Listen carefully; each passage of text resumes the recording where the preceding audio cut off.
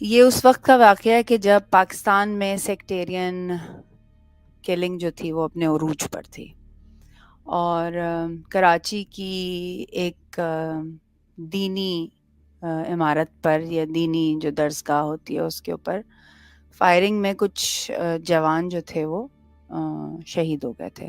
یعنی ان کو فائرنگ کر کے ان کچھ جوانوں کو شہید کیا گیا تھا. اور پھر یہی ہوا کہ ظاہری بات ہے جب اس قسم کا کوئی واقعہ ہوتا ہے تو معاشرے میں غم و غصے کی ایک لہر دوڑتی ہے، اور پھر اس کے بعد ظاہری بات ہے چیزیں سیٹل ہونے کی طرف چلی جاتی ہیں، لوگ بھول بھال جاتے ہیں، اور وہ جو ہے وہ قصہ پارینہ ہو جاتا ہے، پرانا ایک قصہ ہو جاتا ہے کہ ہاں بھئی ایسے کچھ لوگ ہیں کہ جو کبھی ایگزسٹ بھی کیے تھے اور ان کو اس طرح سے ناگہانی طور پر قتل کر دیا گیا.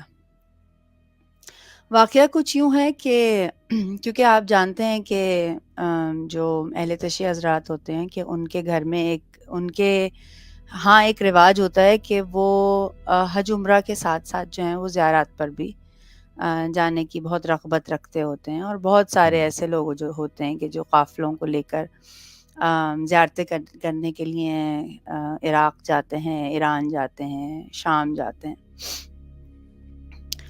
تو اس حادثے کے کچھ قریب میرے خیال ہے 10 سال بعد یا 7-8 سال بعد کا ایک قصہ ہے کہ جو ہماری اپنی کمیونٹی میں ہوا تھا، اور پھر اس کے بعد ایک شدید جو تھی وہ لوگوں کے اندر تھر تھری بھی مچ گئی تھی. لوگ حیران و پریشان بھی تھے، افسردہ بھی تھے، اور مطلب اللہ کی قدرت کے اوپر جو تھے وہ حیران تھے کہ یہ کیسے ہو سکتا ہے. لیکن ظاہری بات ہے اللہ نے ایک نارمل زندگی اگر بنائی ہے، ورلڈ بنائی ہے، تو ایک پیرا نارمل یا جس کو ہم اور آپ جو ہم سے ذرا ہٹ کے جو ہمارے نارمل سٹینڈرڈ سے ہٹ کے لگتا ہے تو وہ بھی بنائی ہے. ظاہر ہے قافلہ جاتا ہے ایک کراچی سے کربلا عراق جاتا ہے، اور وہاں پہ قافلے والوں کو آپ ظاہری بات ہے وہاں جب لوگ جاتے ہیں تو کچھ لوگ آپ کی مدد کرنے کے لیے آتے ہیں، کچھ آپ کے منتظمین ہوتے ہیں، کچھ میزبان ہوتے ہیں، کچھ ایسے لوگ ہوتے ہیں کہ جو ہوٹلز کی ٹیک کیئر کر رہے ہوتے ہیں، ٹرانسپورٹیشن کی ٹیک کیئر کر رہے ہوتے ہیں. تو ایک بوڑھی سی خاتون تھی ان میں، تو وہ چل پھر نہیں سکتی تھی، اور ان کے لیے کسی والنٹیئر کی ضرورت تھی کہ کوئی ایک ایسا والنٹیئر ملے کہ جو ان کو ویل چیئر پہ پش کر کے، کیونکہ ظاہر ہے باقی کے جتنے بھی لوگ تھے وہ اپنی اپنی عبادتوں میں مصروف تھے، اور اپنے اپنے ظاہر سفر کر کے آئے تھے تو وہ اپنا دیکھ رہے تھے.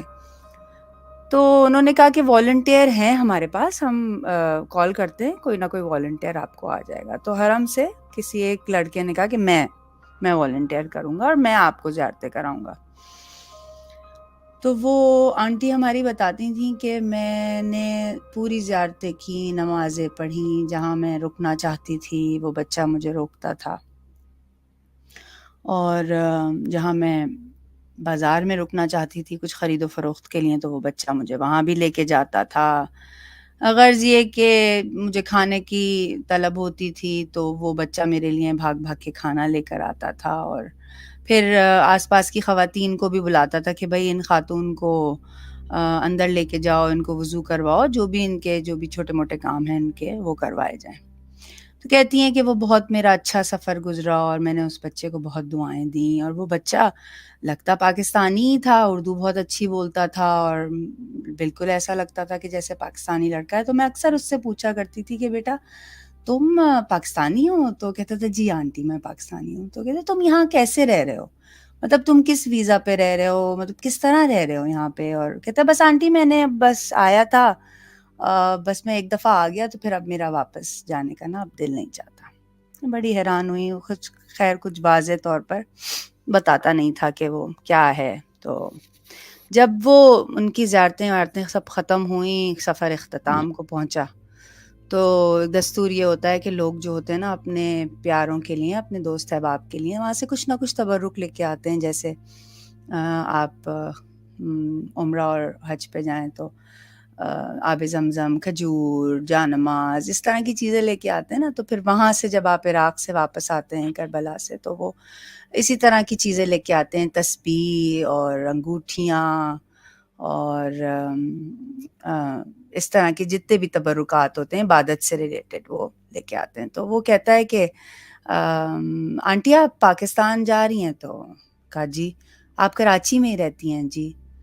آپ میرا ایک کام کر دیں گی؟ کہا بیٹا بالکل میں کروں گی، تم نے میری اتنی خدمت کی ہے، میں تمہارا کام بالکل کروں گی۔ کہتا ہے کہ آنٹی میں یہ آپ کو ایک تبرک دے رہا ہوں، آپ میری امی کو پہنچا دیں گی؟ کہا ہاں ہاں، میں تو تمہاری امی سے بالکل ملنا چاہوں گی کہ کتنا اچھا انہوں نے بچہ پیدا کیا، کیا خدمت گزار بیٹا پال پوس کے دیا۔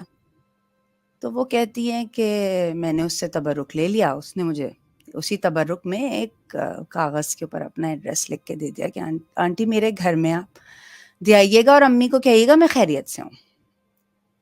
کہنے لگیں کہ میں حیران تھی کہ ٹیلی فون کا بھی زمانہ ہے کہ کیا یہ خود فون کر کے نہیں بتا سکتا کہ میں خیریت سے ہوں؟ تو کہتے بیٹا تمہاری بات ہوتی ہے؟ جی جی آنٹی کبھی کبھی ہو جاتی ہے۔ اس طرح کی جب بھی کوئی سوال اس سے کرتے تھے نا تو وہ ٹال جاتا تھا۔ تو وہ واپس آتی ہیں اور آ کے اپنے بیٹے سے کہتی ہیں کہ بھائی میری تو بڑی خدمت کی۔ اب ظاہری بات ہے پھر بچے بھی اوبلائزڈ ہو جاتے ہیں کہ ہماری ماں کی کس نے خدمت کی تو ہم جائیں ان کے گھر جا کے ان کو شکریہ دیں۔ اپنی طرف سے وہ مٹھائی لے کے کہ بھائی آپ اپنے ان کی والدہ سے جا کے ان کو وہ کریں گی کہ بھائی آپ نے بڑا اچھا بچہ پالا، وہ بڑا اس نے میری خدمت کی، ہر جگہ کی زیارتیں کرائیں، میرے بہت خیال رکھا۔ تبرک لے کے وہ اس پتے پر پہنچ جاتی ہیں، وہ خاتون اپنے بیٹوں کے ساتھ۔ دروازہ کھلتا ہے، وہ نوک کرتی ہیں اور دروازہ کھلتا ہے اور کہتی ہیں کہ اس بچے کا نام لیتی ہیں اور کہتی ہیں میں اس کی والدہ سے ملنا چاہتی ہوں۔ تو ان کا جی جی بالکل آئیے۔ سب حیران پریشان، سب کی شکلیں فق، سب حیران ہو گئے کہ مطلب وہ بھی آنٹی کہہ رہی کہ میں بھی یہ پریشان کہ یہ لوگ حیران کیوں ہو رہے ہیں، مطلب اس میں اتنی بڑی کیا بات ہے کہ میں اس بچے کے ریفرنس سے اگر ان کی والدہ سے ملنا چاہ رہی ہوں۔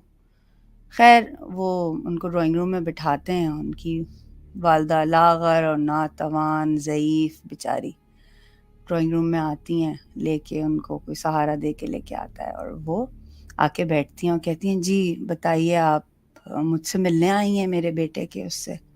اور ان کی شکل پہ تکلیف، افسردگی۔ تو کہتی ہیں جی جی میں تو آپ کو مبارکباد دینے آئی ہوں، آپ نے اتنا اچھا بچہ پالا۔ اب ڈرائنگ روم میں جو لوگ بیٹھے ہوئے ان سب کی جو شکلیں ہیں نا وہ پریشان ہیں، حیران ہیں، وہ سب ان آنٹی کو دیکھ رہے ہیں کہ یہ کیا بول رہی ہیں، مطلب یہ کیسے اس بچے کی تعریف کر رہی ہیں، ہمارے بھائی کو کس طرح جانتی ہیں اتنی اچھی طریقے سے اور بڑی ایسے ذکر کر رہی ہیں کہ جیسے ابھی مل کے آ رہی ہیں۔ تو انہوں نے کہا کہ سب پریشان تھے تو ان آنٹی نے وہ تبرک نکالا اور ان سے کہا کہ آپ کے بیٹے نے، میں عراق گئی تھی، آپ کے بیٹے نے میری بہت خدمت کی اور جب میں واپس آ رہی تھی تو آپ کے بیٹے نے مجھ کو یہ تبرک دیا ہے، اور انہوں نے وہ تھیلا نکالا اور وہ ان آنٹی کو تبرک دیا۔ تو ان کے گھر میں تو رونا پیٹنا مچ گیا اور سب حیران پریشان کہ یہ کیسے ممکن ہے۔ تو ان خاتون نے پوچھا کہ آپ لوگ سب پریشان کیوں ہو رہے ہیں؟ میں تو آپ کو مبارکباد دینے آئی تھی کہ آپ نے اتنا بہترین بچہ پالا۔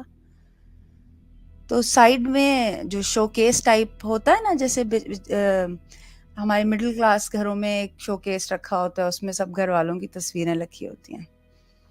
تو اماں کے اندر تو بولنے کی طاقت نہیں تھی، بھائی اٹھا اور انہوں نے کہا آپ نے کیا اسے دیکھا تھا؟ آپ کیا اس سے مل کے آ رہی ہیں؟ اور بہت ہی بے یقینی کی کیفیت، آپ نے کیا اس بچے سے ملاقات کی تھی؟ تو انہوں نے کہا ہاں ہاں اسی سے تو میں مل کے آ رہی ہوں، اسی نے تو میری خدمت کی ہے۔ تو ان صاحبہ کے بیٹے نے، یعنی جن کے گھر وہ گئی تھی مہمان بن کے، ان کے گھر کے ایک لڑکے نے بتایا کہ آنٹی یہ میرا بھائی تو آج سے 10 سال پہلے فائرنگ میں شہید ہو چکا ہے، اور آپ اس سے کیسے مل کے آ رہی ہیں؟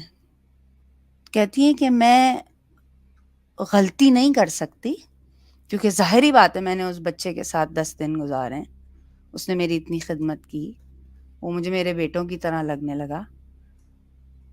اور لیکن میں سن کے حیران و پریشان رہ گئی کہ یہ کیسے ممکن ہے کہ ایک بچہ جو آج سے 7 8 یا 10 سال پہلے اس دنیا سے جا چکا ہے، جسے گولی لگ گئی ہے، جس کی قبر موجود ہے، وہ کہیں اور بیٹھا ہوا زائروں کی اور عبادت گزاروں کی مدد کر رہا ہے. تو یہ ایک عجیب سا واقعہ ہماری کمیونٹی میں ہوا تھا کہ جس نے سب کے دلوں کو دہلا کے رکھ دیا تھا.